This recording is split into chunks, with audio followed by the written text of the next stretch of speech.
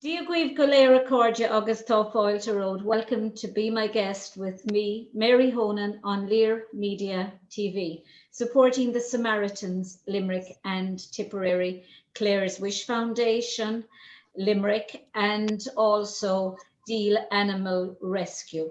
And they're in West Limerick. And I have the lovely Martina Quinn here with me today from the latter organisation, Deel Animal Rescue. Hi, Martina. Hello. How are you? Great. It's nice to be here.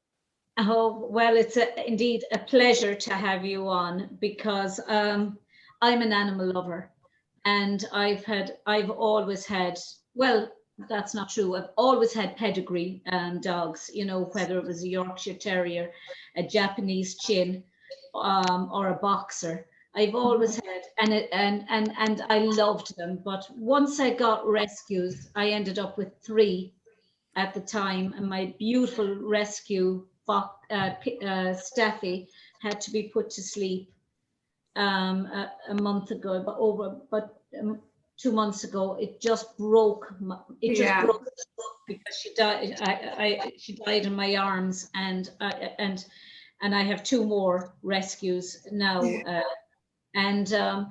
So how did you get involved in animal rescue? Well, first of all, I'm sorry to hear about your dog. It's very sad because they are part of the family. How I got involved, I'm a blow into Limerick. So when I moved to Limerick, I moved to Adair, and then after about a year, we moved to Newcastle West. We got a house out there, and we decided we wanted to have a dog. So it's probably about 13 years ago, and we bought a puppy. So, I'm someone from rescue saying we bought a puppy. We knew no different. We knew no better. It wasn't a very nice place where the puppy came from. And we both worked. What breed German was it? Shepherd, little German Shepherd girl. Yeah, absolutely.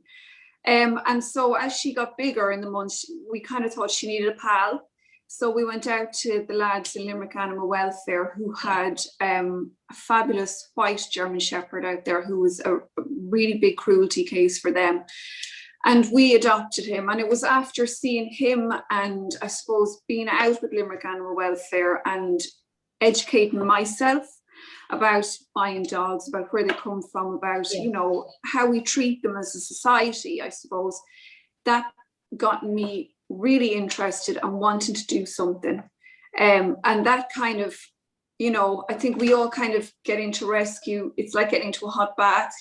You do it slowly, and you kind of, before you know it, you're completely immersed. But then it kind of went from me transporting animals from one rescue to another. So if an animal rescue up the country, say in Galway, needed to get their dog to a home in Limerick, then I do that trip for them. And it's kind of a network that rescues do still use. And same for home checks. So I kind of started there, and then a lady who was very involved in animal rescue sent me a message to say that there was a group being put together in West Limerick. They wanted to set up a new animal rescue there because I guess Limerick is such a big county. It just needed more. And I suppose Limerick Animal Welfare have such huge pressure on them as kind of the only rescue at the time. Yeah. And so I attended the meeting along with a few other ladies, and it grew from there. And that was back in 2016. And, people have joined, people have left, but for the most part, the people have kind of remained the same. Yeah. And the passion is there, the want is there because it's, you drive, like I could drive from here to Limerick City, and it's like my other half laughs at me because he says that I'm like a fish. I should have eyes inside of my head because I look at the ditch more than I look at the road at times. But it's amazing. It's a labour of love now. Obviously not an occupation, but sometimes they say when you're doing what you love, you'll never work a day in your life. And is it a case that if you never got any payment for anything, you're driven by this now? 100%. Yeah, like none of us get paid. We're all unpaid volunteers, so there's no wage. You put your diesel in your van. you know, like, for example, times are so difficult at the moment with COVID, and we're taking in so many greyhounds. Like, a lot of the supplies that we need for them, the admins or the trustees, we're nearly paying for a lot of that ourselves personally, because the funds just aren't there. And, you know, it's difficult. We're a registered charity, and so, you know, when it kind of starts coming out of your household, it's not a healthy place to be either. You need to be taking in enough funds to cover things. But, you know, you don't think of that, because all you think of is the end goal is that this is what's needed and we just need to get it done and get it. So you just go ahead and do it. But it is a labor of love. It is something that you do because you love animals and because your care is genuinely there. I think for a lot of people in rescue, if you ask them, you know, would you like to quit? Most of them would probably say, yes, I'd love to. But the problem is that now that you know, now that you've seen what happens, you can never go back to not being active or not doing anything. It's like you're in no man's land. To go ahead is very painful, but full of joy as well, to see the happy stories. But yeah, you could never go back either, you know. Very tragic when, I mean, I tell you, Martina, we had to put our Yorkie to sleep because he had been savaged by a greyhound years prior, and his neck was hanging up. But we stayed up with him night and day until he got better, but his leg never recovered, and eventually he had to be put to sleep. But it was Daddy, my father, who went with him. I've never experienced the pain, the absolute horror of, said to me, do you want it done? Because I didn't want him being put to sleep without me. I know. Or Millie, I should say. And I can do it here in the car with you, she said. And to actually sit in the passenger seat, a friend was with me, and feel the life going out of her. Yeah. She had been with me for 8 years. I'm not going to get over that feeling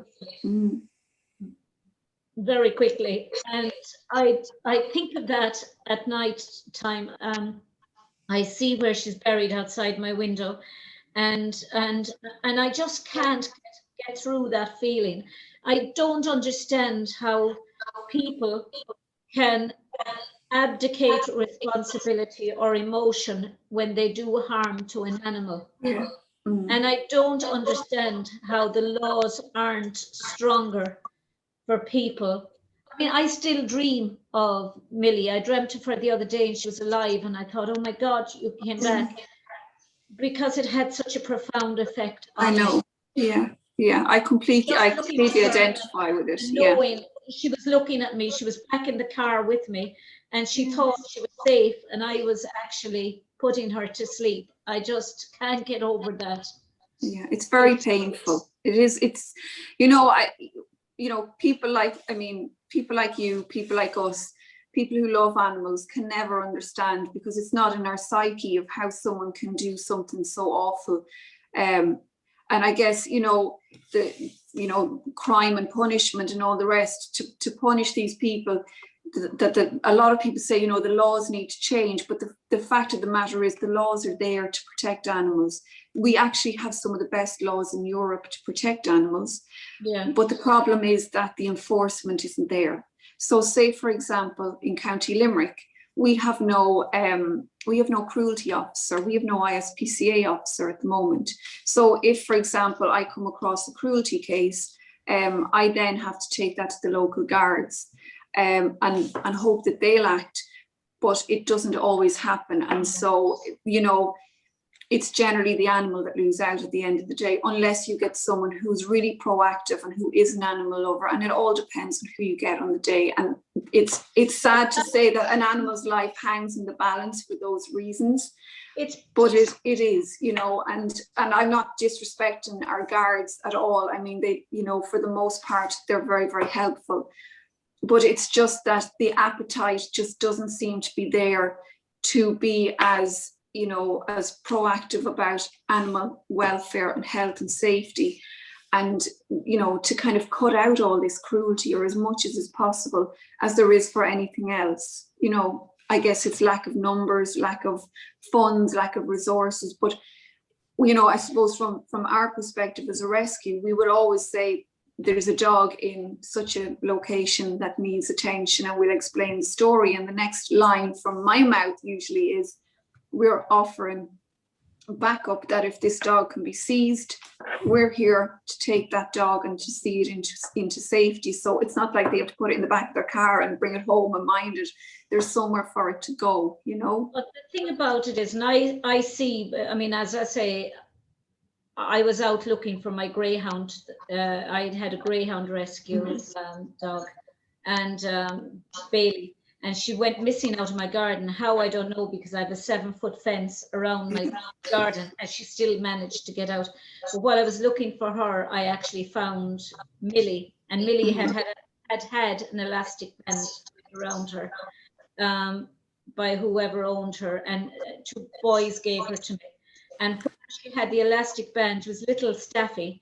Where she had the elastic band around her lower belly, it never went black. She was jet black, but the fur remained white. I used to say she looked like 50 Cent, the rapper. I know, yeah. And especially when she had her collar on, she really looked like 50 Cent with the leather around her. They actually say that black dogs, when they have, I don't know if this is true or not, but when they have trauma to their skin or their coat, like by bite or something, it often grows back white. It's something that I only white the whole way around her lower belly, and it was very distinct. Poor thing. Yeah. But I had them, and then Sally Ann, my relative Sally Ann, who lives across the road from me, she takes in all animals from Deel, cats mostly, and dogs and greyhounds. And I've seen the work that Sally Ann does, and the compassion and the love that she has for those cats. I think she has about 13 of them. She does. Sally Ann is she's legendary. She's definitely. I mean, there's cats coming out of every house in the house, and you're just looking, and how she knows the names of those cats. And she's talking, and she treats them like they were children. But her mother was exactly the same with animals, and her father, and I wouldn't expect it any other way. And she had a beautiful dog that was Dee got a home for there recently in the UK. Beautiful, gentle dog who used to just wander around, slouch around. I think that could have been Honey, was it? A lurcher? Honey the lurcher? Lurcher. Beautiful. And Bailey, my Bailey was exactly the same. You know, I'm going to talk to you about greyhounds because I went to the greyhound protest in Dublin a few years ago, up to the Department of Agriculture. I have no idea why they're treated as agricultural products when they're actually sentient beings, and they're pets. They're the most gentle dogs you could come across, because Bailey only wanted to lie on the couch, and you'd have to drag her off the bed. She was like a cartoon. She down and off the bed, and you know, they are the most gentle couch potatoes. Why are they so treated so much of a commodity in this country, and why are they so disregarded when they're of no use in the racing? Yeah, it's this, for me, this is my thing. This is where my passion is with the greyhounds. First of all, say for example, this morning I literally just back from loading up 2 of our greyhounds, and they're heading off to Italy just this afternoon. Sometimes I don't know where to start, so I just start at the start. But you know, when a greyhound reaches a certain age of 4, probably at most, and when they're no longer winning races, then they become, you know, useless to their owner. I suppose to us it's a very different scenario. A pet is a pet. But I guess my worry at times is as well, not even the dogs that are track dogs, but the ones who are in that litter, who never made trials, never made any money, you know, never showed promise. Where do they go? And then of course we have the coursing dogs who have no safety net of a rehoming. program like the, say, Greyhound Racing Ireland do with the racing dogs. The coursers have nothing to save them, except for if their owner is good enough to approach a rescue and ask them to take on the dog. So for us, I suppose our most urgent dogs are coursing dogs because of that, and then greyhounds that come in. You're right, they are deemed as agricultural animals, and they can be culled whenever the owner feels like it, which is quite sad. And I'm really hoping that the mindset is starting to change, and that owners, they will start using,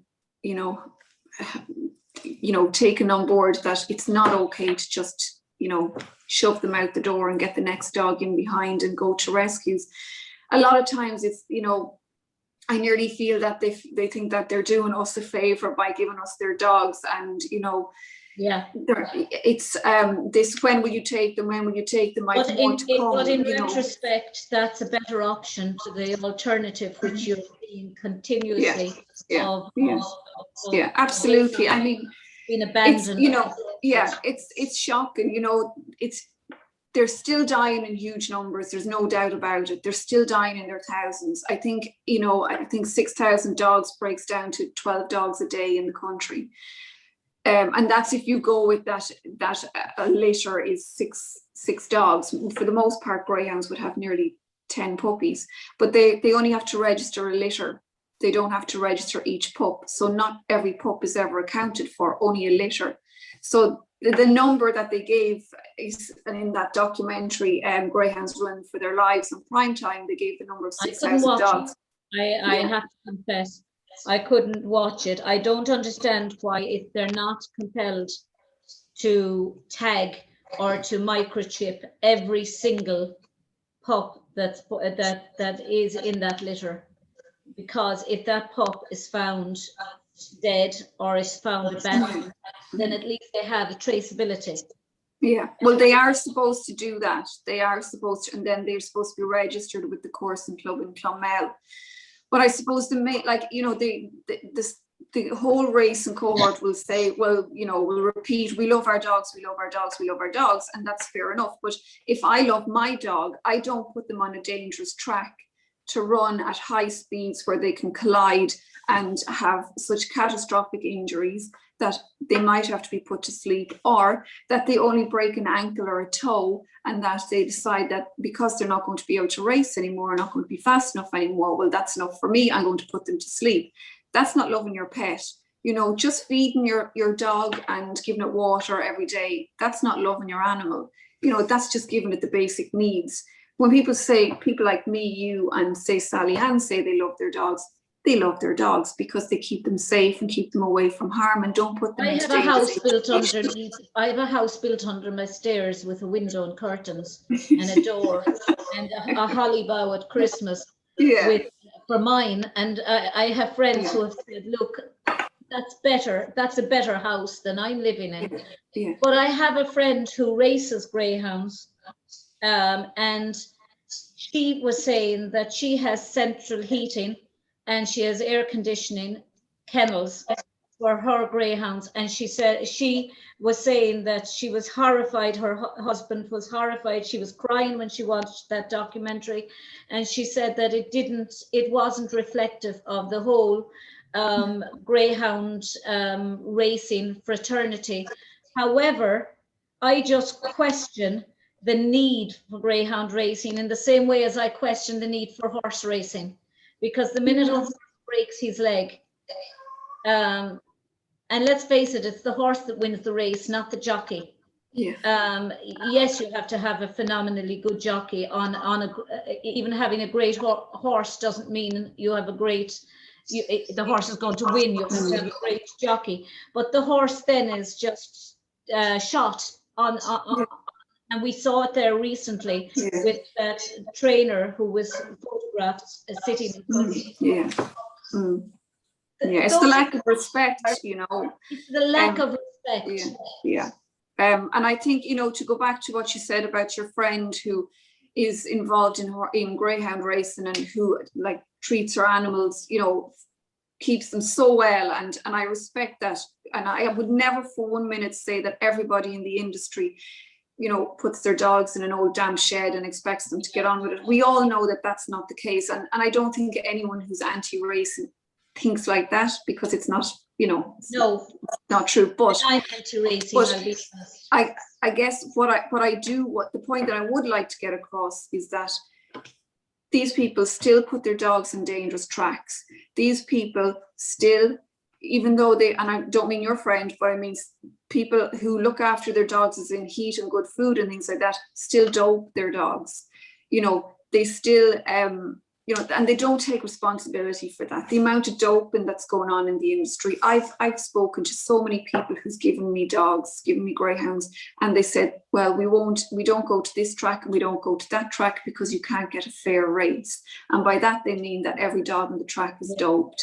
And by that, it means to me that people know, everyone says, oh, it's only a few bad apples. But it can't be just a few bad apples if 6,000 dogs are dying every year. And if you're one of those people who isn't a bad apple, and you see this going on, then you're turning a blind eye, and you're as bad as that bad apple. So, everybody knows what's going on. And I don't for one second buy, oh, I'm so shocked by it, and I could never imagine this happening. For example, there was a dog who was found with traces of cocaine, and the owner denied ever knowing anything about the cocaine and said that the dog must have drank it from a puddle outside. I mean, what do they really think that we're all that stupid? It just beggars belief, But I mean, even in the show jumping arena, I mean, the Olympics, several different countries were found out over the years doping the horses, or putting things on the horses, rubbing it in so that the horse would be tender enough that they jump higher over the fences. I mean, it's actually, to me, it's using animals. It's justifying, in the name of the industry, the use of animals for our fun, our so-called pleasure. And it's just exploitation, really. I mean, where there's money and where there's animals involved, there's always going to be exploitation and cruelty. You can't separate the two. It's always going to be the case. And until betting and gambling is taken away from animals, they will always be used and abused, and nothing will ever change that, because there will always be bad people who will make sure that the badness persists in there, What sentencing do you, I mean, I'm saying this now, and I actually think they should get a life sentence, but I do believe that the sentencing laws are too relaxed and too easy on beings that actually breathe and bleed and die and come into the world the same way as any human being does, maybe through obviously different methods and that, but they're still born, they die, and in the interim period they live and they breathe and they feel pain and they feel love, and so they are sentient creatures and deserve much better than the sentences that they're getting in any country, but we're talking about Ireland. How do you think that the sentencing should go for cruelty to animals? And do you think that it should be that just because somebody is young, that they should be exempt from it? I mean, I believe if someone is too young to be sentenced, their family should pick up the bill. Their family should be prosecuted for not keeping a close eye on them, for not teaching them, because it all comes in. It's all taught in the family. Empathy is taught in the family before it's ever taught at school or with friends. Yeah, I think in Ireland at the moment, the only way there's ever a prosecution is if something is so extreme cruelty. And I don't even mean that to a singular animal. I mean, for example, the puppy farmer, I think in Offaly, who was convicted, Kavanagh, I think his name was, I could be wrong, but he's serving a sentence for that. Now, what he did and the way he treated animals was so beyond human comprehension, and beyond anything in anyone's worst nightmares. And it seems that that's the level that we have to be at before people are prosecuted. And any other cruelty that's below that is a fine. And that's even if it ever gets as far as court, because the will isn't there to make that change happen.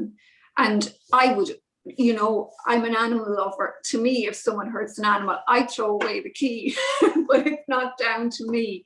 But there should be, and you're correct in what you say about young people. Just because they're of a certain age, it absolutely shouldn't mean that, that it's excused in any way. And I'm going to talk about something that came to light for our rescue back in early February. We were called to a dog in an outbuilding in West Limerick. And when we got there, it was a dog had been decapitated from the bottom of her neck. And her skull was on the ground. Everything was cleaned off it. And I know this is hard to hear. And her back end was mutilated as well. Now, we scanned the ground for microchip, and we couldn't find anything. And we notified the guards. No one will come to justice for that dog.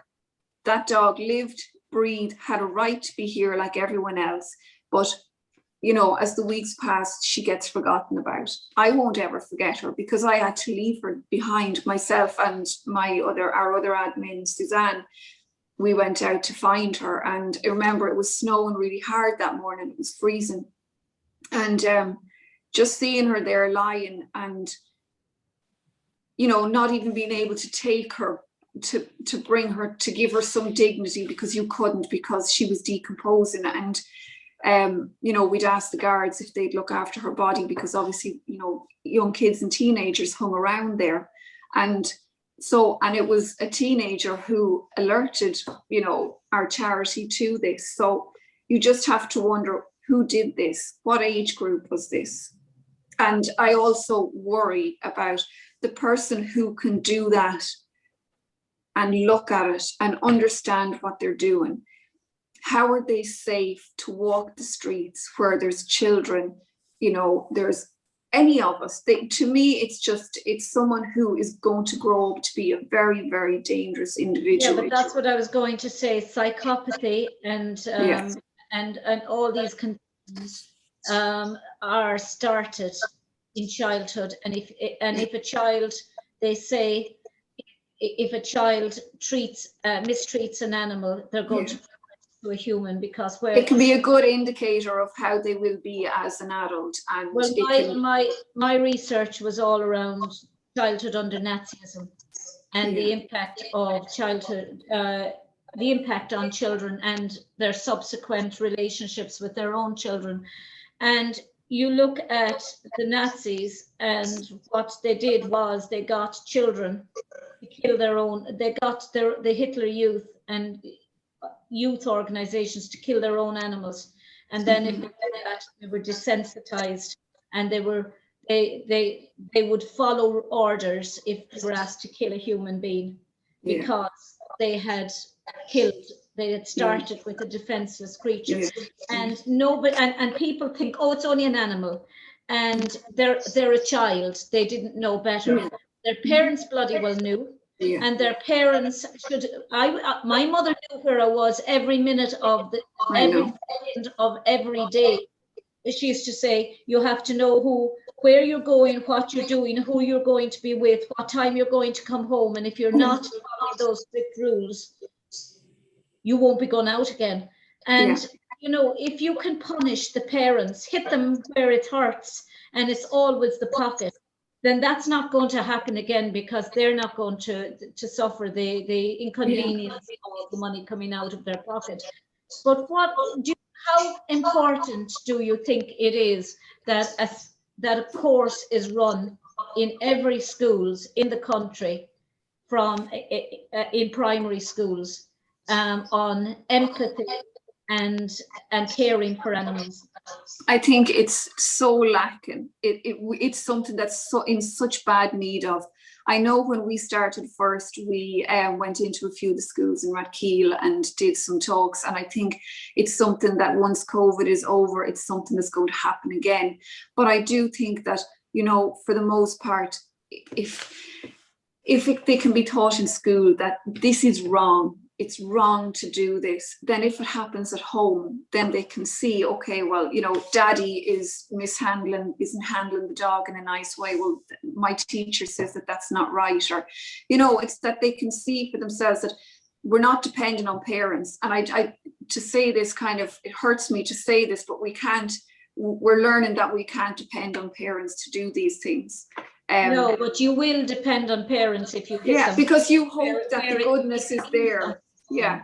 If it's taken out of their wages every week or their social welfare or whatever, I know the child will probably suffer in the long run because if the parents, but something is brought under control and the parents will have a tighter rein on their children. I'd rather see the child having to do something in a positive way with animals, that they would have to put their time, give their time into something, like to something very positive, like into being in a rescue, obviously fully watched, you know, that they couldn't harm another animal, but maybe just to re-educate and to show them, you know, I mean, you can have the theory as well that if it's so ingrained in someone that it's just in them, and, you know, I don't know if there's change in that, but it's just to give people the chance that, you know, what you've done is wrong and this is what's acceptable and this is how we treat animals, that they feel fear, you know, they feel all these things that you as a human being feel, that they're no different and that we need to respect that. But I think that it's a huge generational thing as well. Like our parents and even my own generation, they make a distinction between an inside dog and an outside dog. I don't understand that. What do we mean that one dog lives outside and one dog lives inside in comfort? You know, I see, like, we see collies all the time, abandoned collies just wandering farms, wandering roads, and it's just that mindset of dogs being left out, that we need to teach our children that this isn't how we treat animals. And you're right, in the parents have a huge role to play in this. But I think that at times it needs to be supported by society as well, in that we show the children the best way to be around animals and how to be kind. It's all about kindness. You know, they say it takes a village to rear a child. And it certainly does. And I suppose to a large extent that village has gone, in the sense that people are afraid to shout at another child if they see them doing something. Like when I was growing up, your neighbours could just as easily hit you for doing something as your mother. And then and I was an only child, and you know, they talk about only children being spoiled. Oh my God, you know, yes, monetarily and materialistically, and you get everything you want, clothes-wise and things like that. But my God, there was nobody who could say, oh, she did that or he did that. I know. Murdered if you did something wrong. And so you got slapped by the neighbor, you got slapped by your mother twice as much for having to have been by the neighbor. I'm not advocating that, but it didn't do us any harm because we had our boundaries. And we grew up, and even as a child, even at the youngest, I see children there and they're looking at animals and they're kind and gentle to animals. It's built into a child, I think, to be kind and gentle. And if it's not compounded in the family, the importance of empathy and care for animals, then it's not, even if they're learning it at school, if they go home then to parents who are violent or parents who are abusive towards animals, I think children get mixed messages, and then they go out with friends who are also mixed up. But then you will have the child who will be able to see beyond all of that, and, as you say, ignore and be able to recognize that this is wrong. Yeah, absolutely. We're all built with an inner sense of right and wrong. something, we all sense that something isn't right. Otherwise, when we do it, we wouldn't run knowing that we're going to get killed. Exactly, yeah. But I think social media has a huge part to play as well.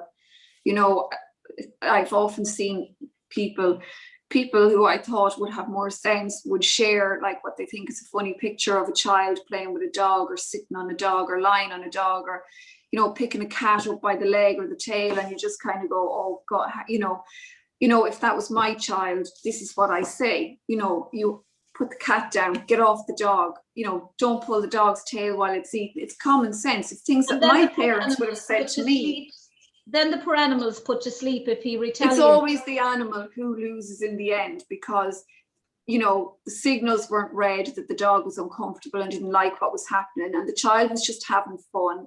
So, you know, the dog was bold, so the dog is put to sleep if anything bad happens. And that, unfortunately, is how I was watching a video there one time, and these parents videoing it. She looked like a 4-year-old little brat, and she had the cat up, and she was trying to throw the cat into their pool.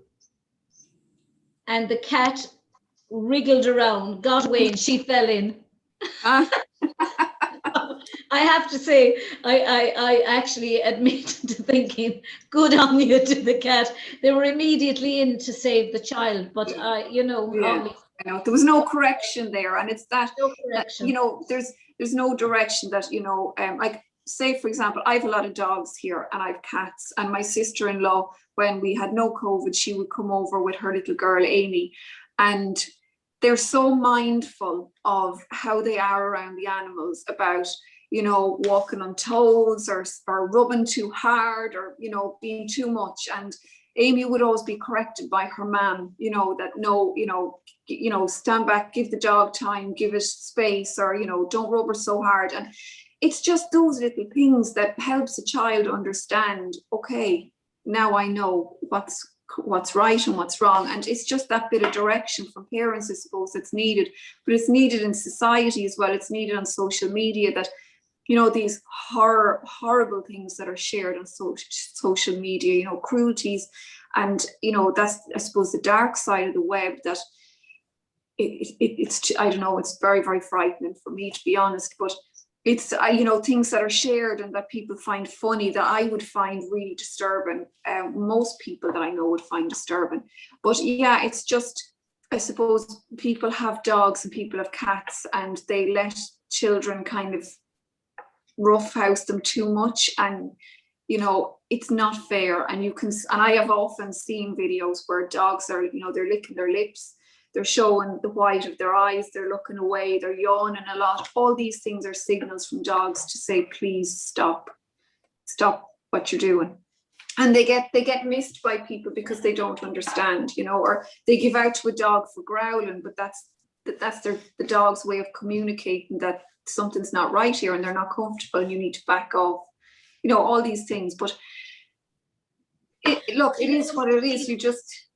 How important do you think, I was just thinking there while you were saying that, you know, there's, you know, in America and in lots of countries, they have this, what will I call it? They have this facility where they bring dogs into prisons, or they bring dogs into hospitals, and especially with prisoners, the effect that it can actually have on rehabilitating the prisoner, because they have something to care for while they're in prison. They're not locked up, they're locked up for so many hours during the day, but for this length of time, they and their friend can be with them for that length of time. And they come out with a sense that they have found somebody finally that actually, or something that finally needed them, and that they had this communication with that they couldn't have with another human being, which is probably why they went down the directions that they did. Or in the case of nursing homes, the benefit that they can have as therapy for. How important do you think it would be to have, say, therapy dogs, if you like, in schools during the day with children, or that they could spend 1 hour of every day in class looking after a particular pet that they have, maybe an animal welfare pet that they specifically goes to that child, that they can spend that time with in the playground, or they can spend that time with in a structured class. I think when they come out, they're not going to be the same as with other animals when they actually see those other animals through the lens of one. Yeah, I think you've made a lovely point. I think it's such a lovely thing, and I know a lot of schools in the UK do it. Like having dogs in, and that, you know, the kids can go, and if they want some quiet time, they can go with the dog and they can read. You know, I've seen where children who are too shy to read out loud will go and sit with a dog and they'll read out loud to the dog, and it gives them confidence to read, you know. I think it's a really beautiful thing, a beautiful relationship.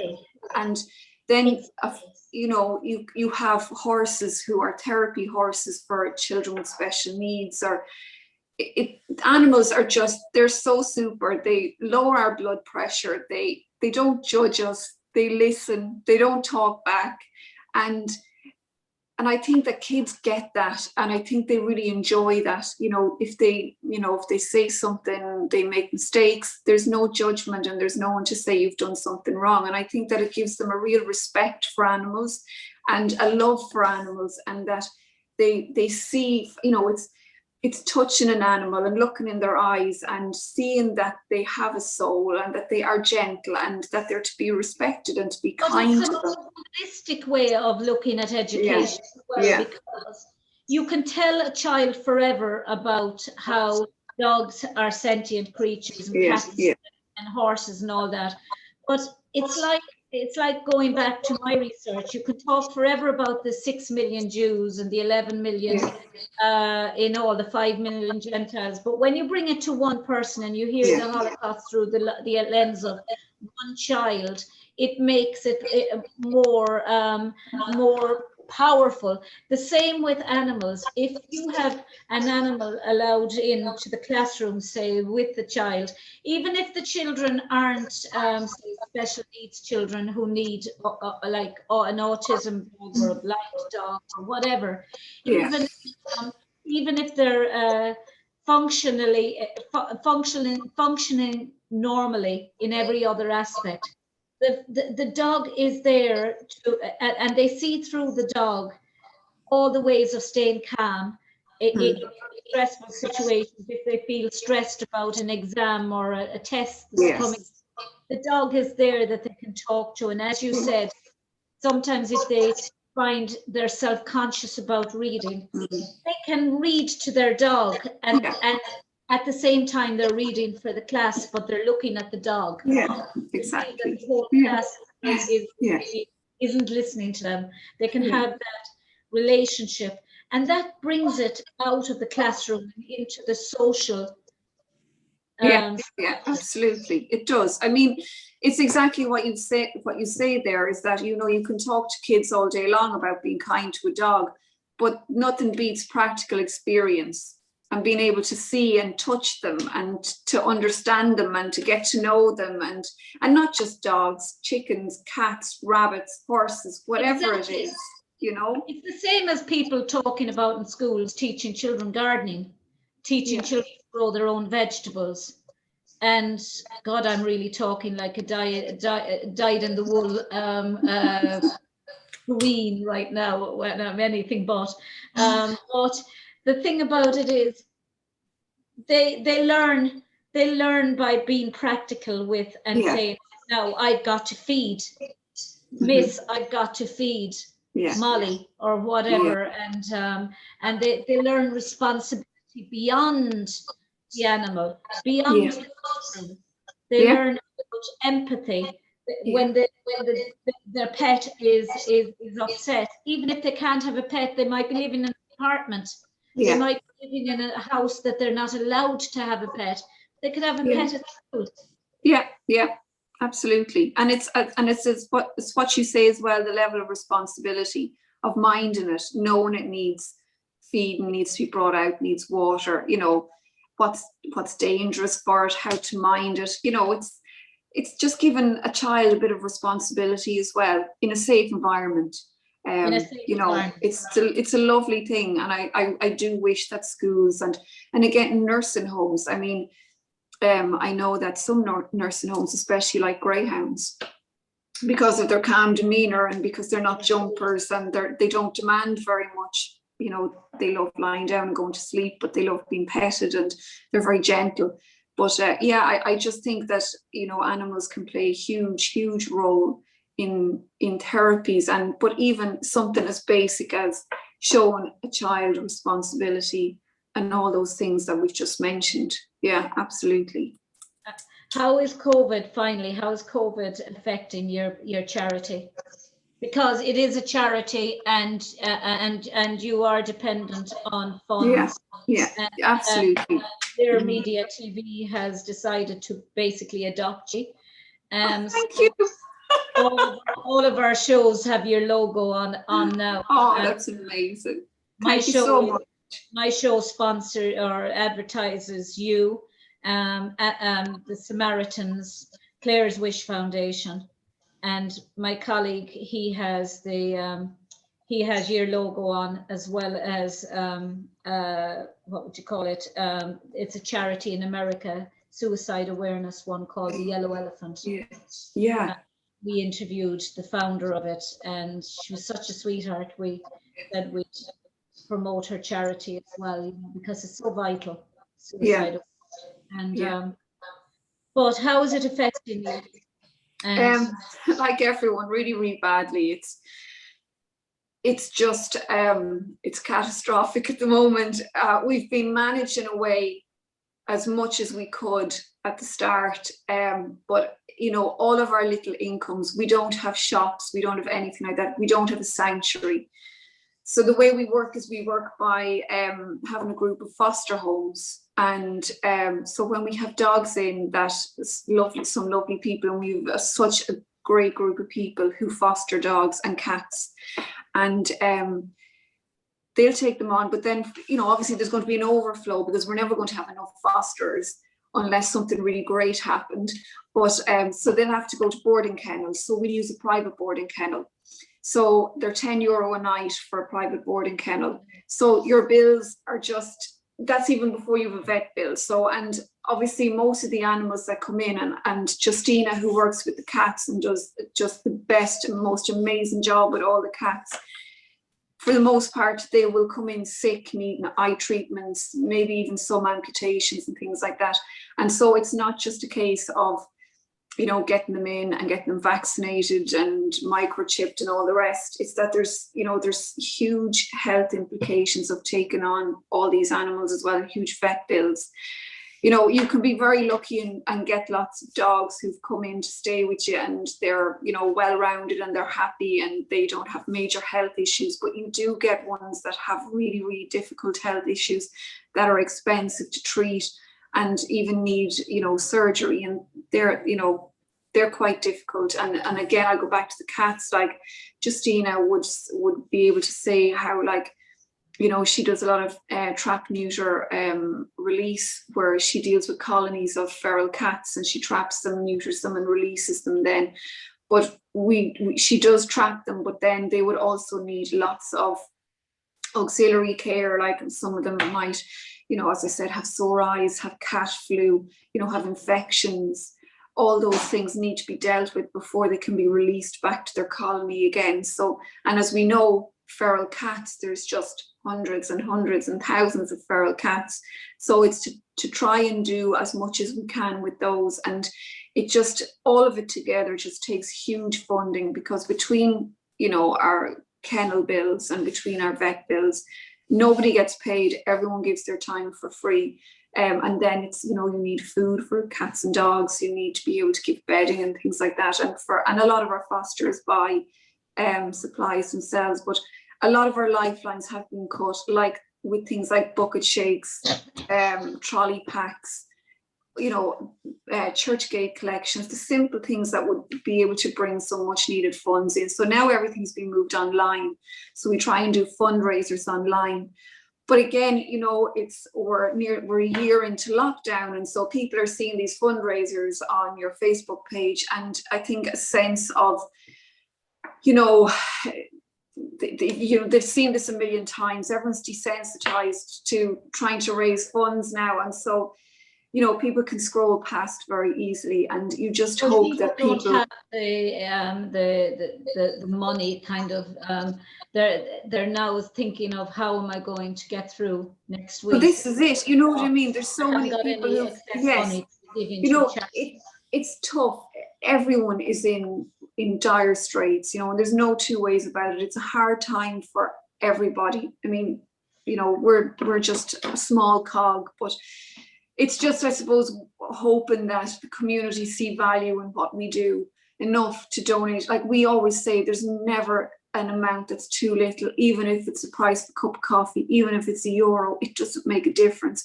We have nearly 10,000 followers, 7,000 likes, I think. And so even if everyone gave €1, that would cover your bills for maybe a month and a half. How I think that, I've long said it, there should be, in Limerick anyway, there should be one area that should be cordoned off, completely fenced around, completely fenced with maybe 8-foot fencing, that people can bring their dogs to go for, and let them off the lead and let them walk. You're in the city, you've only got concrete places. They're always talking about dogs going to the toilet. That's that. Yeah, you have no place, no green area really that you can just let. Yes, you have the parks and things like that, but there should be a doggy park, a specified doggy park, and surely to God, somebody in Castle West has unwanted. How am I even saying this? But unwanted land, but land that would donate. That would actually allow you to set up a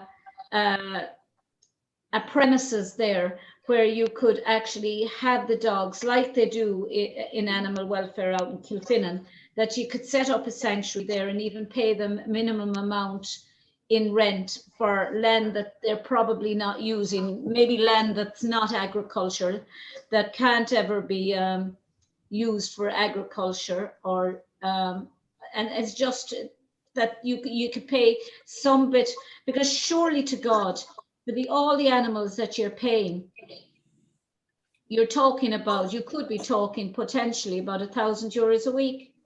Well, not that much. We wouldn't be that much, but I mean, it goes €10 a day for an animal. Yeah. That's €40 for one animal for 4 days or a week. If you say €70 by maybe 10 animals, 7 tens, that's 70. What is it? I'm useless at maths. Is that? Don't worry, so am I. That's why I'm not the treasurer. 700. That's €700. It is. I mean, absolutely. Like our kennel bill. Like if you go through a spate of lots and lots of dogs needing care, your kennel bill goes through the roof in the space of a couple of weeks, and then it's like, oh my God, where are we going to find this money? We're at 3 grand, lads. And it's panic stations, and then it's okay, we need to fundraise, and then it goes back to just being able to fundraise online. So again, it's just being limited in what you do. But I think that we do, you try and keep the amount of dogs in your care that you can realistically look after. I don't believe in having 50 dogs and, not having funds to look after 50 dogs, not having the people power, the manpower to look after that much. You need to concentrate on a specific number of dogs and cats that you have, that you can, look after with the funds you can bring in, with the manpower you have. So we just have to be really careful about that. Obviously, we don't ever turn away emergencies. Emergencies always come. That goes without a doubt. But for the most part, the numbers that make up dogs and cats would say dogs first, people who surrender their animals, who don't want them anymore. So I would say that out of the almost 130 dogs that we looked after last year, that I would say 80% of those, which is really depressing number, were people who gave their dogs away, as opposed to being cruelty cases or strays that were just never reunited.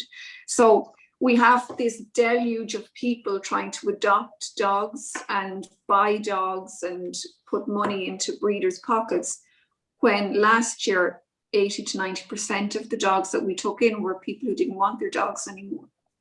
You know, and a huge part of that is really because they have these dogs, they never researched the breed that they got.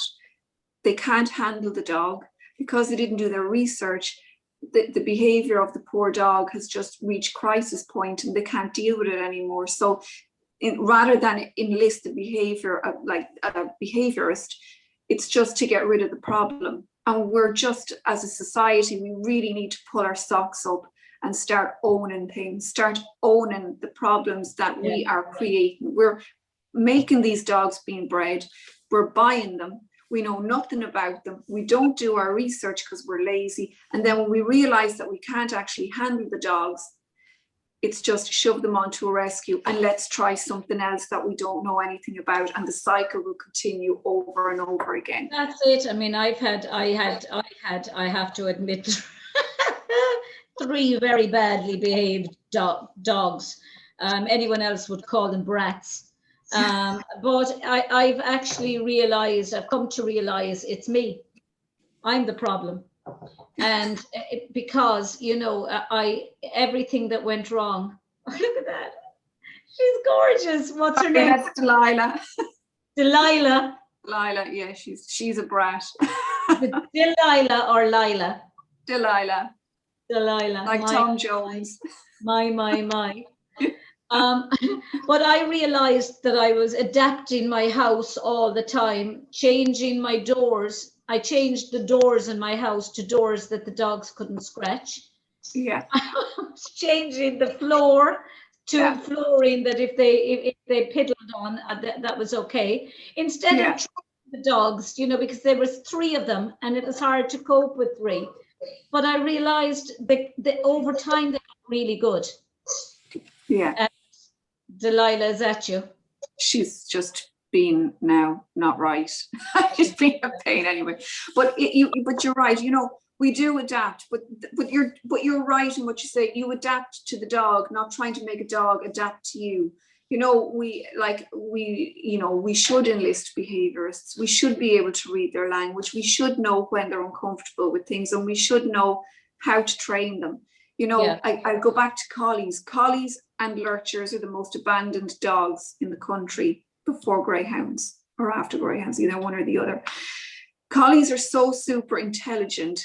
They want to work. They're working breeds. They need a job to do.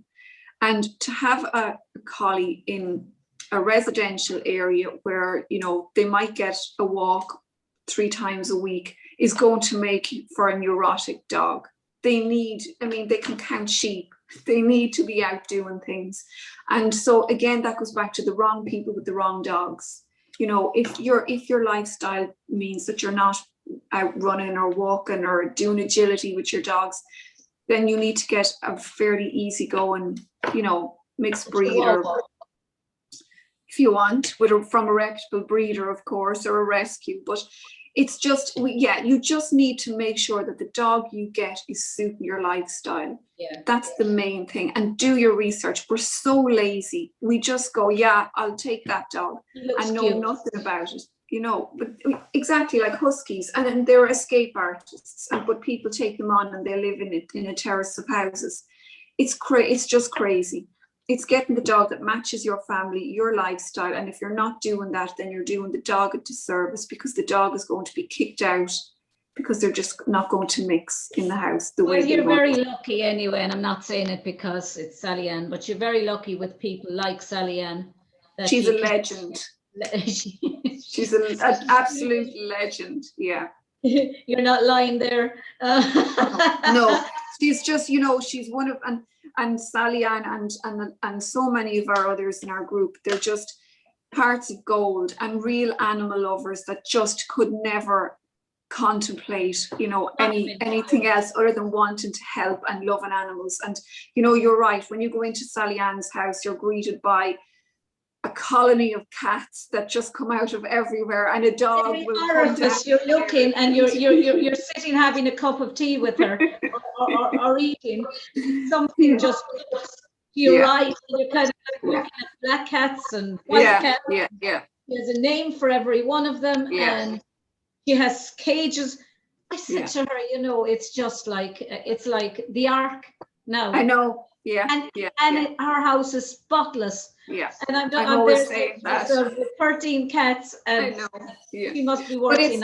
It's for me, it's the genuine love and care that Sally Ann has, and that people like Sally Ann have, and it's not forced. It's just naturally in their souls to be good people and kindness. You know, like her parents. Her mother was like the older sister I never had. Her mother was like my sister. I adore the ground she walked on, and Sally has developed her love of her kindness for animals. For sure. So, for sure. Miss Martina, it's been an absolute joy having you on, and we are absolutely privileged to be supporting Deel Animal. We're so delighted. We're thrilled. We're thrilled. Thank you so much. You're very, very welcome. And anytime you want to come on, and if you, what is your rescue number? Oh, our charity number, is it? No, well, your charity number, if you can send me on your charity number and your telephone contact details, I'll put them up on underneath your name on this. It's actually easier to get us through our Facebook Messenger, because the phone isn't always on, because people work full time and it's hard to man phones because everyone's a volunteer, but they can easily pick up Facebook messages anytime, because, you know, people can scan their phone much easier. Messenger on Facebook. Deel Animal Rescue. Deel Animal Rescue, on Facebook. Well, Shindera leis an clár, that's the end of the show for today. Until the next time, Lacuna Day. Go one to galer chia canas, anas agus gra, agus gadei shiv slán. Thanks, Martina. Thank you. Bye.